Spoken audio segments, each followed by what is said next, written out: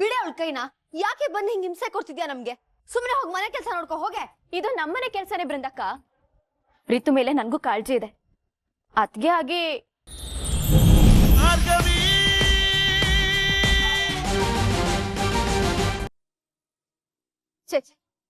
ನೀವ್ಯಾಕೆ ಸಾರಿ ಕೇಳ್ತಾ ಇದ್ದೀರಾ? ನೋಡಿ, ವೃತ್ತಿಪರವಾಗಿ ನೋಡಿದ್ರೆ ಸಂಧ್ಯಾ ನನ್ ಕ್ಲೈಂಟೇ ಇರ್ಬೋದು. ಆದ್ರೆ ವೈಯಕ್ತಿಕವಾಗಿ ಆಕೆ ನನ್ ತಂಗಿ ಹಾಗೆ. ನ್ಯಾಯ ಇಲ್ದೇ ಇರೋ ಜೀವನ ಇದ್ದು ಏನ್ ಉಪಯೋಗ ಹೇಳಿ? ಅಂತ ಬಂಧ ಸಂಬಂಧಗಳ ಬಗ್ಗೆ ನಾನ್ ತಲೆ ಕೆಡ್ಸ್ಕೊಳಲ್ಲ. ಎಂತ ಸಮಸ್ಯೆ ಬಂದ್ರು ನಾನು ಈ ಕೇಸ್ನ ಮಾತ್ರ ಯಾವುದೇ ಕಾರಣಕ್ಕೂ ಬಿಟ್ಕೊಡಲ್ಲ. ನೀವು ಸಂಧ್ಯಾಗ್ ಮಾತ್ರ ನ್ಯಾಯ ಕೊಡಿಸ್ತಿಲ್ಲ, ಅವಳ ಜೊತೆ ನನಗೆ, ನನ್ನಂತ ಎಷ್ಟೋ ಹೆಣ್ಮಕ್ಳ ಕಣ್ಣೀರಿಗೆ ನ್ಯಾಯ ಕೊಡಿಸ್ತಾ ಇದ್ದೀರಾ. ನಿಮ್ಮಂತ ನಿಷ್ಠಾವಂತ ವಕೀಲರು ನಮ್ ಸಮಾಜಕ್ಕೆ ಬೇಕು ಭಾರ್ಗವಿ.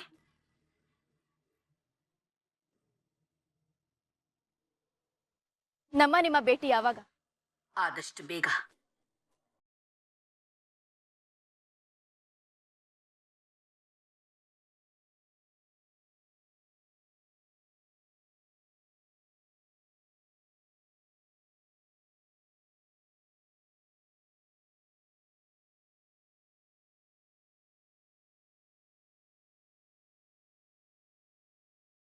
ಸರ್, ನಿಮ್ ಮಗ ವಿಕ್ರಮ್ ಭೂಪತಿ ಸಂಧ್ಯಾ ಬೆಟಗಿರಿ ಅವ್ರನ್ನ ಕೊಲೆ ಮಾಡಿದಾರಂತೆ, ಹೌದಾ?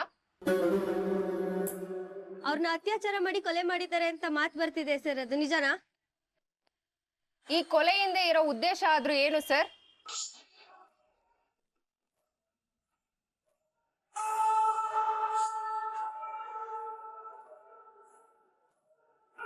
ನೋಡಿ, ನಾನು ಈ ಹಿಂದೆ ಹೇಳಿದ ಮಾತನ್ನೇ ಮತ್ತೆ ಹೇಳ್ತಾ ಇದ್ದೀನಿ.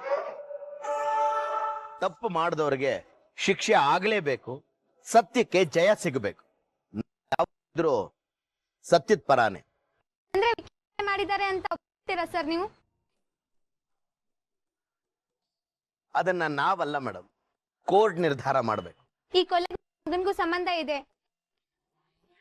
ಅಧಿಕಾರ ಬಳಸ್ಕೊಂಡು ಈ ಕೇಸ್ ದಿಕ್ ತಪ್ಪಿಸ್ಬೇಕು ಅನ್ನೋ ಮಾತುಗಳು ಕೇಳಿ ಬರ್ತಿದೆ. ಇದ್ರ ಬಗ್ಗೆ ನೀವೇನ್ ಹೇಳ್ತೀರಾ ಸರ್? ನನ್ನ ರಾಜಕೀಯದ ಬೆಳವಣಿಗೆ ನೋಡಿ ನನ್ನ ಹೆಸರು ಕೆಡಿಸೋದಕ್ಕೆ ವಿರೋಧ ಪಕ್ಷದವರು ಮಾಡ್ತಿರೋ ಷಡ್ಯಂತ್ರ ಅಂತ ಹೇಳ್ತೀನಿ. ಕೆಳಗೆ ಬಿದ್ರೆ ಆಳ್ಗೊಂದು ಕಲ್ಲು ಅಂತ ಹೇಳೋಲ್ವೇ? ಮೊದಲು ಇದ್ದ ಮೊಲೆಸ್ಟೇಷನ್ ಕೇಸಲ್ಲಿ ವಿಕ್ರಮ್ ತಪ್ಪು ಮಾಡಿಲ್ಲ ಅಂತ ಅವನು ಆಗಿದ್ದಾನೆ. ಅದೆಲ್ಲ ಆದ್ಮೇಲೂ ಮತ್ತೆ ಈ ತರ ಒಂದು ಸುಳ್ಳು ಕೇಸ್ ಹಾಕಿ ಅರೆಸ್ಟ್ ಮಾಡಿಸಿದ್ದಾರೆ. ಯಾಕೆ ಹೇಳ್ತಿಲ್ವೇ? ಷಡ್ಯಂತ್ರ ಅಂತ. ನಾನು ಕಾನೂನನ್ನ ನಂಬುತ್ತೀನಿ, ಗೌರವಿಸ್ತೀನಿ. ಅದೇ ಭರವಸೆಯಲ್ಲಿ ನ್ಯಾಯವಾದ ತನಿಖೆಗೆ ದಾರಿನೂ ಮಾಡ್ಕೊಡ್ತೀನಿ. ಸರ್, ಒಂದ್ ವೇಳೆ ವಿಕ್ರಮ್ ಅವ್ರು ಕೊಲೆ ಮಾಡಿದ್ ನಿಜಾನೇ ಆಗಿದ್ರೆ ಆಗ್ಲೂ ನೀವು ಇದೇ ಮಾತು ಹೇಳ್ತೀರಾ ಸರ್? ನೀವು ಯಾವ ಚಾನೆಲ್ನವರು? Sir, Janashri Kannada TV sir. ನೋಡಿ, ಅವನು ತಪ್ಪು ಮಾಡಿದ್ರೆ ಖಂಡಿತ ಅವನಿಗೆ ಶಿಕ್ಷೆ ಆಗ್ಲೇಬೇಕು. ಶಿಕ್ಷೆ ಆದ್ರೆ ನನಗೆ ಯಾವ ಅಭ್ಯಂತರನೂ ಇಲ್ಲ. ನನ್ನ ಪಾಲ್ಗೆ ಸಂಧ್ಯಾನೂ ಒಂದೇ, ನನ್ನ ಮಗ ವಿಕ್ಕಿನೂ ಒಂದೇ. ಮನುಷ್ಯನ ಜೀವಕ್ಕೆ ಒಂದು ಬೆಲೆ ಇದೆ, ಆದ್ರೆ ನ್ಯಾಯವಾದ ತನಿಖೆ ನಡಿಬೇಕಲ್ವಾ? ತಾವೆಲ್ಲರೂ ಸಮಾಧಾನವಾಗಿ ಯಾರ ಖಾಸಗಿತನಕ್ಕೂ ಧಕ್ಕೆ ಬರದೇ ಇರೋ ಹಾಗೆ ನಡ್ಕೊಳ್ಳಿ ಅಂತ ಕೇಳ್ಕೊಳ್ಳಿ.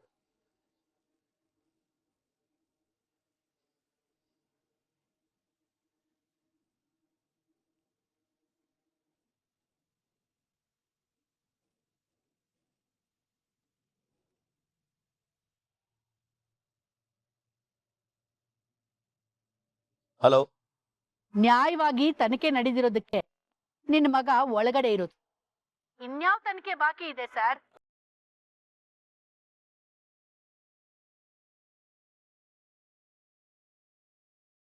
ಕ್ಷಮಿಸಿ, ನಿಮ್ ಮಗ ಸಂಧ್ಯಾನ ಕೊಲ್ಲೋವಾಗ ವಿಡಿಯೋ ಮಾಡೋಕೆ ನಾವ್ಯಾರೂ ಅಲ್ಲಿರ್ಲಿಲ್ಲ.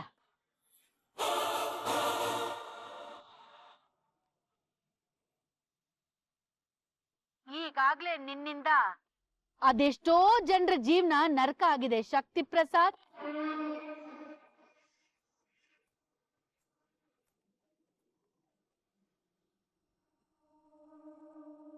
ಈಗ ನಿಮ್ ಮಗನು ಅದೇ ಚಾಳಿನ ವಂಶ ಪಾರಂಪರ್ಯವಾಗಿ ಮುಂದುವರಿಸಿದಾನೆ ಅಲ್ವಾ? ಈ ನಿಮ್ಮ ನಾಟಕ ತುಂಬಾ ದಿನ ನಡೆಯಲ್ಲ. ಆದಷ್ಟು ಬೇಗ ಭಾರ್ಗವಿ ಸಂಧ್ಯಾಗೆ ನ್ಯಾಯ ಕೊಡಿಸ್ತಾಳೆ. ಏಯ್, ಮೆಲ್ಲಗೆ ಸರ್, ಮುಂದ್ಗಡೆ ಪ್ರೆಸ್ನವರಿದ್ದಾರೆ. ಹೋಗುವಾಗ ಈ ರೂಟ್ ನ ನೆನ್ಪಿಟ್ಕೊಳ್ಳಿ ಸರ್. ಇನ್ ಮುಂದೆ ರೆಗ್ಯುಲರ್ ಆಗಿ ಜೈಲಿಗೆ ಬಂದು ನಿಮ್ ಮಗನ್ ಯೋಗಕ್ಷೇಮ ವಿಚಾರಿಸಬೇಕಲ್ವಾ? ಏಯ್, ಯಾರೇ ನೀನು? ಯಾರ್ ನೀನು? ಅಯ್ಯೋ ದೇವ್ರೆ, ಇವತ್ತು ನಿಮ್ ಮಗನ್ ನ್ಯೂಸ್ಗಿಂತ ನಿಮ್ದೇ ಟ್ರೆಂಡಿಂಗ್ ನ್ಯೂಸ್. ಎಲ್ಲಾ ಕಡೆ ಇದೊಂದ್ ಡೈಲಾಗ್ ಹಾಕಿ ಹಾಕಿ ನಿಮ್ಮನ್ನ ರುಬ್ತಾರೆ, ನೋಡ್ತಾ ಇರಿ. ಜಾಸ್ತಿ ತಡ ಇಲ್ಲ ಸರ್, ಆದಷ್ಟು ಬೇಗ ನಿಮ್ ಮುಂದೆ ಬರ್ತೀನಿ.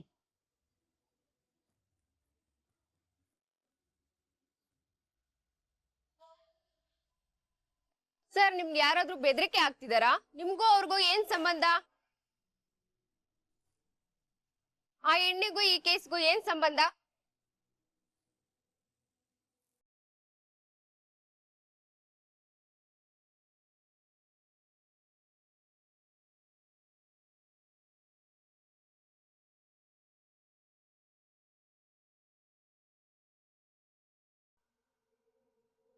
ನೋಡಿದ್ರಲ್ಲ ವೀಕ್ಷಕರೇ, ಒಬ್ಬ ಅನಾಮಿಕ ಮಹಿಳೆಯ ಕರೆಯಿಂದ ಶಕ್ತಿ ಪ್ರಸಾದ್ ಅವರು ಕಂಗಾಲಾಗಿ ಹೋಗ್ತಿದ್ದಾರೆ ಅಂತ. ಅಷ್ಟಕ್ಕೂ ಆ ಮಹಿಳೆ ಯಾರು? ಈ ಕೇಸ್ ಹೊಸ ತಿರುವು ಪಡ್ಕೊಳ್ಳುತ್ತಾ? ನಿರಂತರ ಸುದ್ದಿಗಾಗಿ ನೋಡ್ತಾ ಇರಿ ಜನಸಿರೆ ಕನ್ನಡ ಟಿವಿ.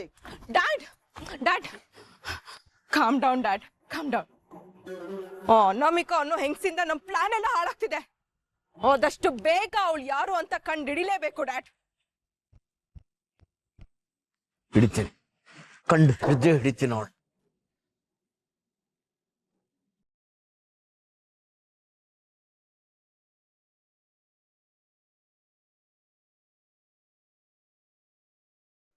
ನೀವ್ ಹೇಳ್ತಿರೋ ನಂಗೆ ಅರ್ಥ ಆಗ್ತಿಲ್ಲ. ಅದಕ್ಕೆ ಬ್ರೋ ಬಂದ್ಬಿಡ್ತಾನೆ, ಭಯ ಆಗ್ತಿದೆ ನನ್ಗೆ.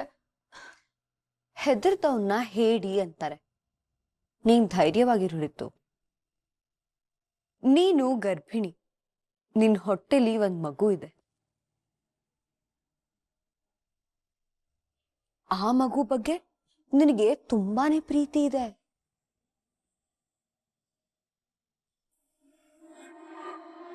ಈ ವಿಚಾರನ ಮೊದಲು ನೀನ್ ನಂಬೇಕು, ಆಮೇಲೆ ಜಗತ್ ನಂಬತ್ತೆ.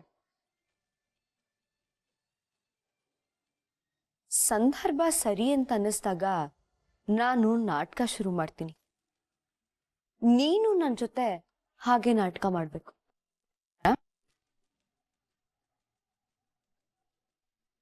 ಸರಿ, ಅದಕ್ಕೆ ನೀವ್ ಹೇಳ್ದಂಗೆ ಕೇಳ್ತೀನಿ.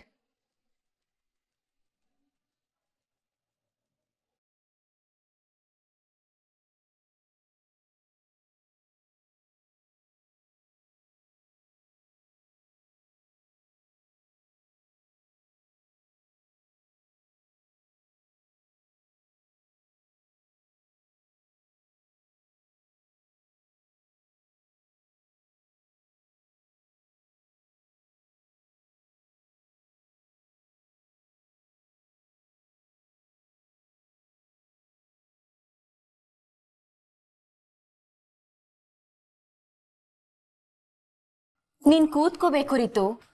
ಬಸ್ರಿ ನೀನು. ತುಂಬಾ ಹೊತ್ತು ನಿಂತ್ಕೊಂಡ್ರೆ ನಿಂಗೆ ಆಯಾಸ ಆಗಲ್ವಾ? ಈಗ ಹೇಳು, ಏನ್ ಮಾಡ್ಬೇಕು, ಏನ್ ಕೇಳ್ಬೇಕು?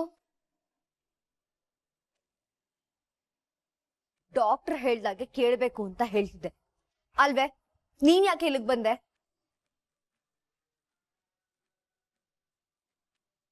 ಅರೆ, ನೀವೆಲ್ರೂ ರಿತು ಚೆಕಪ್ಪಿಗೆ ಬಂದಿದ್ದೀರಾ ಅಂತ ಗೊತ್ತಾಯ್ತು. ದೊಡ್ಡಕ್ಕೆ ಒಂದ್ ಕೈನ, ಚಿಕ್ಕಕ್ಕೆ ಒಂದ್ ಕೈನ ಹಿಡ್ಕೊಂಡು ಜೋಪಾನವಾಗಿ ಚೆಕಪ್ ಮಾಡಿಸ್ಕೊಂಡು ಕರ್ಕೊಂಡು ಹೋಗೋಣ ಅಂತ ಬಂದೆ. ಭಾರ್ಗವಿ, ಬಿಡು ನನ್ ಕೈನ. ನಾರೈಕೆ ಏನ್ ಬೇಕಿಲ್ಲ ನನ್ಗೆ. ಯಾಕೆ ರಿತು ನನ್ ಮೇಲೆ ಇಷ್ಟೊಂದು ಕೋಪ ಮಾಡ್ಕೊಳ್ತೀಯ ನೀನು? ನಾನು ನಿನ್ ಅತ್ತಿನೇ ತಾನೆ. ಭಾರ್ಗವಿ, ಬಿಡು ನನ್ ಕೈನ. ರಿತು, ಹಠ ಮಾಡ್ಬೇಡ ರಿತು, ಬಾ ಕೂತ್ಕೋ. ರಿತು, ಗವಿ ಬಿಡೆ ಅವಳ ಕೈನ. ಯಾಕೆ ಬಂದು ಹಿಂಗ್ ಹಿಂಸೆ ಕೊಡ್ತಿದ್ಯಾ ನಮ್ಗೆ? ಸುಮ್ಮನೆ ಹೋಗಿ ಮನೆ ಕೆಲಸ ನೋಡ್ಕೊ ಹೋಗೆ. ಇದು ನಮ್ಮನೆ ಕೆಲ್ಸನೇ ಬೃಂದಕ್ಕ. ರಿತು ಮೇಲೆ ನನ್ಗೂ ಕಾಳಜಿ ಇದೆ. ಅದ್ಗೆ ಆಗಿ ನನ್ ಕರ್ತವ್ಯ ನನಗೆ ಮಾಡಕ್ ಬಿಡು ಬೃಂದಕ್ಕ. ರಿತು ನೀನ್ ಬಾ ಅಮ್ಮ, ಚೆಕಪ್ ಮಾಡ್ಸೋಣ. ಬಾ ಬಾ ಬಾ ರಿತು, ಚೆಕಪ್ ಮಾಡ್ಸೋಣ ಬಾ. ವರ್ಗವಿ ನನ್ ಬಿಡು ಕೈನ. ರಿತು ನನ್ ಮಾತ್ ಕೇಳು ರಿತು, ಹಠ ಮಾಡ್ಬೇಡ ರಿತು.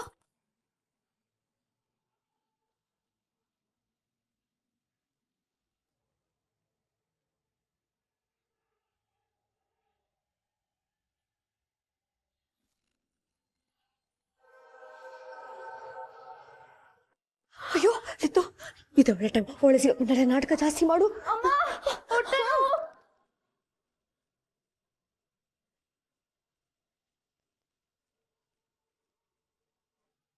ಇಷ್ಟಕ್ಕೆಲ್ಲ ಕಾರಣ ಆಗಿ ಈಗೇನೋ ದೊಡ್ಡ ಸಮಾಧಾನ ಮಾಡೋ ನಾಟಕ ಮಾಡ್ತೀನಿ. ಎದ್ದೇಳ ಮೇಲೆ. ರಿತು ರಿತು ರಿತು ರಿತು ಅರ್ಜುನ್, ರಿತು ಭಾರ್ಗವಿ ಏನಾಯ್ತು? ಕೋಪದಲ್ಲಿ ರಿತುನ ತಲೆ ಬೀಳಿಸ್ಬಿಟ್ಲು. ಅರ್ಜುನ್, ಡಾಕ್ಟರ್, ಸಿಸ್ಟರ್, ರಿತು ರಿತು ರಿತು ಪಾರ್ಥ, ಪಾರ್ಥ ನಾನು ಏನು ಮಾಡಿಲ್ಲ ಪಾರ್ಥ. ಸಾಕ್ ನಿಲ್ಸಿ ಭಾರ್ಗವಿ. ಯಾಕ್ರಿ ಎಲ್ಲಾದ್ರೂ ಬಂದು ತೊಂದರೆ ಕೊಡ್ತೀರಾ? ಇಲ್ಲ ಪಾರ್ಥ, ಮಾತಾಡ್ಬೇಡಿ ಭಾರ್ಗವಿ. ಏನಾದ್ರೂ ತೊಂದರೆ ಆದ್ರೆ ನಾನಂತೂ ಸುಮ್ಮನೆ ಇರಲ್ಲ. ನಡೀರಿ ರಿತುಗೇನು ಆಗಲ್ಲ ಅಲ್ವಾ?